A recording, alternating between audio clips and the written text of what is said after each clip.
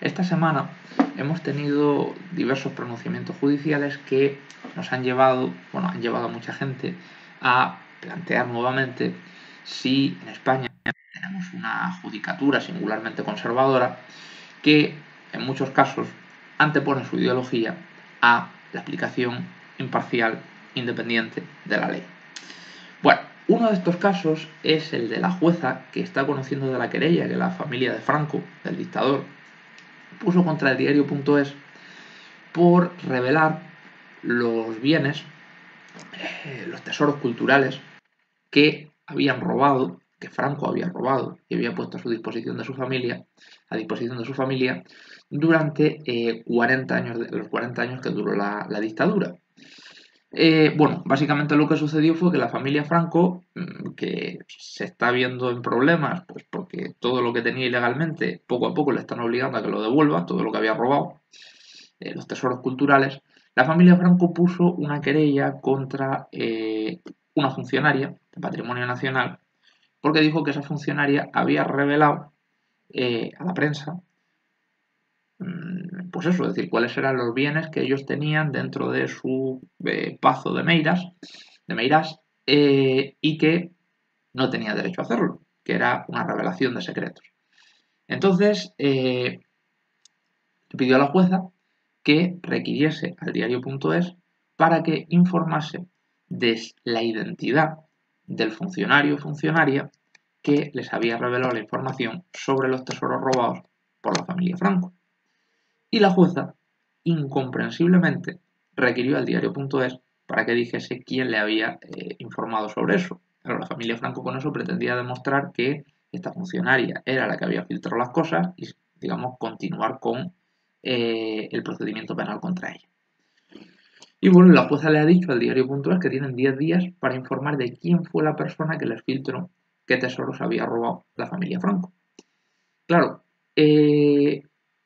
la decisión de esta jueza atenta contra el derecho fundamental de la libertad de información, el derecho fundamental a difundir y recibir información veraz que asiste a todos los periodistas y asiste a todos los ciudadanos, y atenta contra la jurisprudencia que el Tribunal Europeo de Derechos Humanos ha elaborado desarrollando este derecho fundamental, que también está en el Convenio Europeo de Derechos Humanos.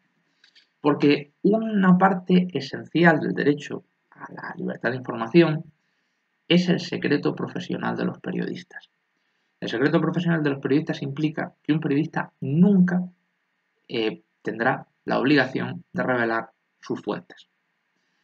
El Tribunal Europeo de Derechos Humanos, de revelar quiénes son sus fuentes, partiendo de la premisa de que para que el periodista pueda obtener información relevante, información de interés público, relativa a casos de corrupción, de mal gobierno, abusos de la administración, para que el periodista obtenga esta información, es necesario que quien se la da, que obviamente estará dentro de la administración, se sienta libre para dársela. Y para que se sienta libre para dársela, es imprescindible que esa persona vea garantizado su anonimato. Porque no estamos hablando ya de que dar la información pueda suponer un delito por parte de la persona que la está filtrando, una revelación de secretos. Estamos hablando de que, aunque no sea delito, el hecho de que sus jefes se enteren de que ha hablado con la prensa de algo que les perjudica va a implicar que le hagan la vida imposible.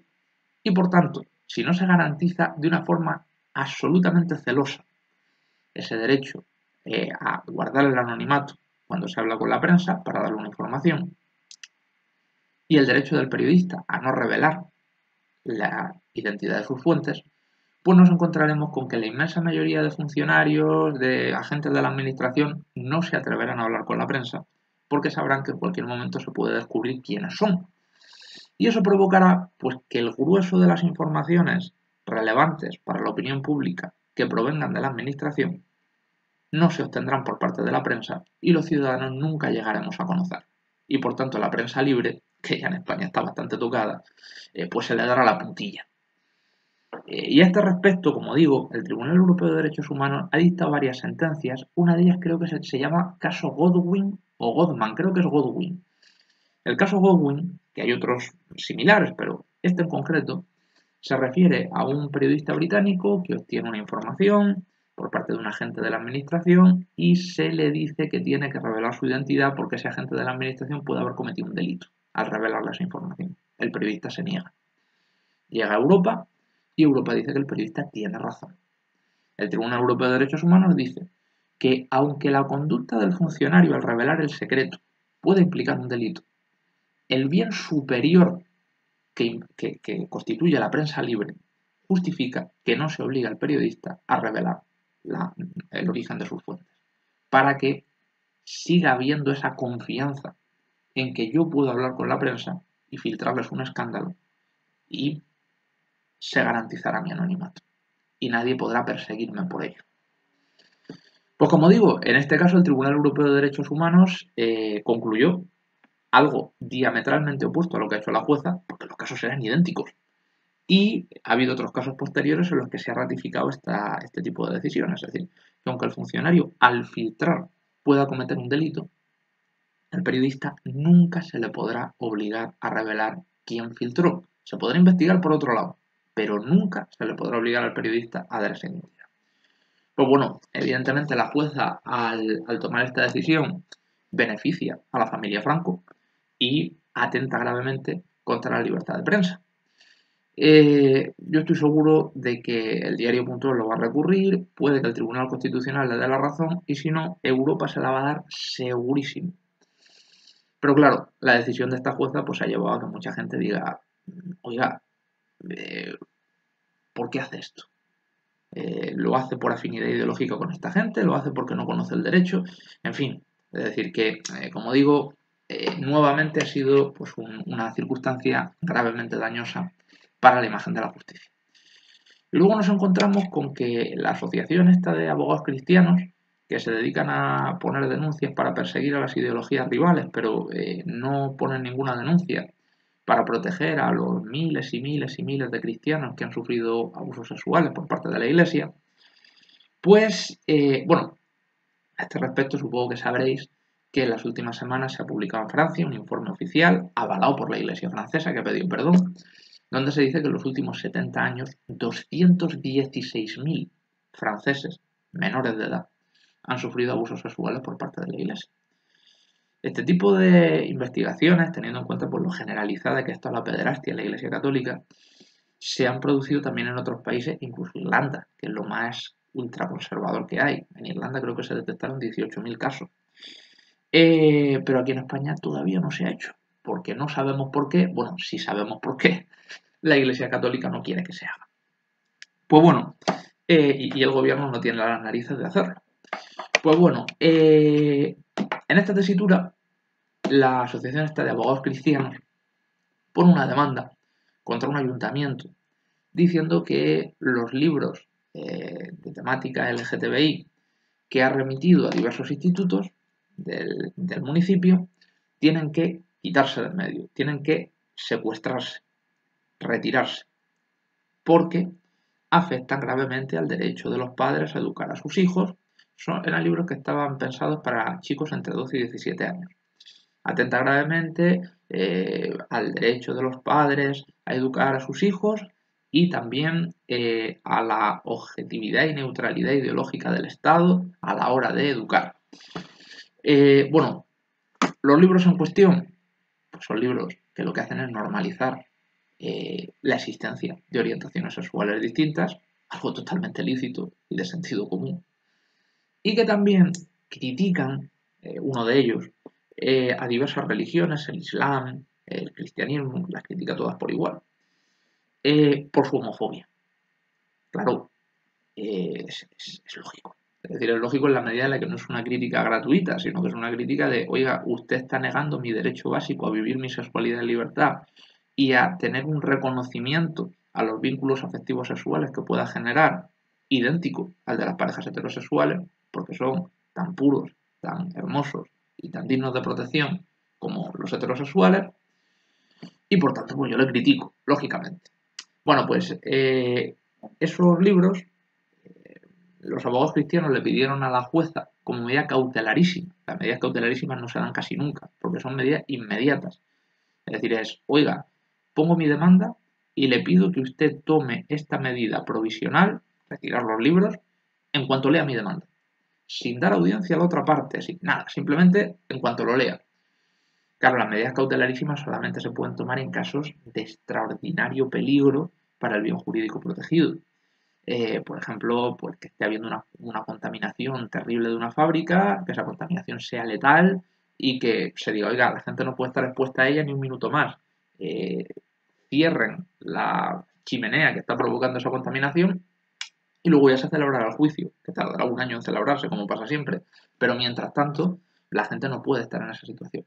Pues bueno, es decir, esas medidas cautelarísimas, que como digo, se distinguen de las cautelares, en que en las cautelares hay un trámite de oposición por parte del demandado y tardan más, pero la cautelarísima es, el juez lee la demanda y decide sí o no, a la medida que se le ha planteado, la acepta o la rechaza, sin dar audiencia a la otra parte. Es algo inmediato.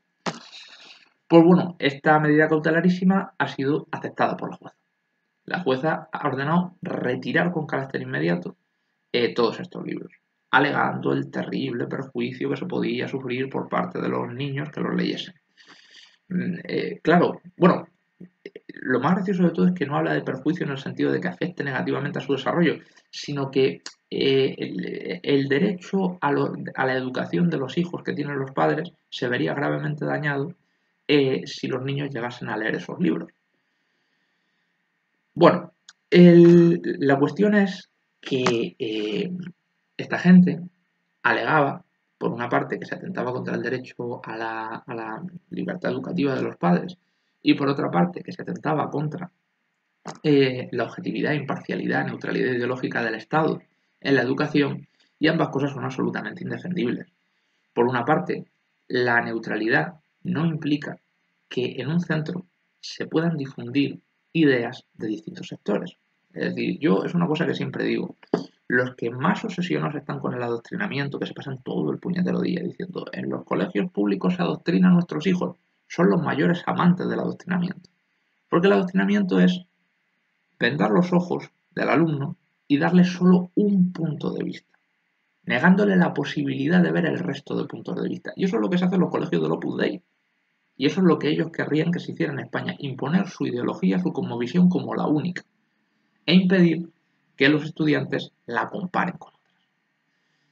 Y la antítesis del adoctrinamiento es precisamente eso, que en un centro se hable de digamos, de los derechos del colectivo LGTBI, se hable desde perspectivas diversas, gente que, en fin, ya sabéis todas las versiones y los puntos de vista que hay al respecto, partiendo de los derechos humanos que prohíben la discriminación por razón de sexo de ninguna persona.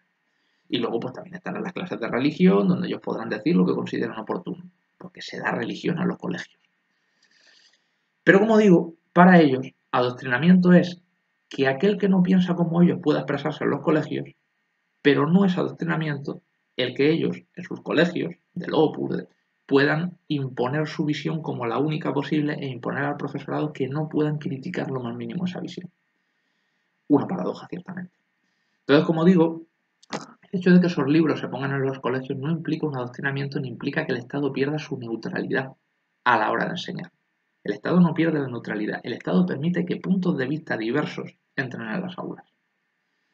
Y luego, respecto a la libertad educativa de los padres, pues la libertad educativa de los padres efectivamente es un derecho, pero lo que no puede hacer es impedir que los chicos se formen como ciudadanos. Es decir, los chicos no son propiedad de los padres. Y si un chico tiene la mala suerte de que su padre es un cafre ultraconservador que le dice que los maricones son escoria y que las mujeres tienen que obedecer, ese animal no tiene derecho a convertir a su hijo en un animal como él, porque no es suyo, no es su propiedad. Y obviamente es negativo para el crío que acabe convirtiéndose en una bestia parda como esa. Entonces el colegio tiene la potestad de enseñar al chico puntos de vista distintos.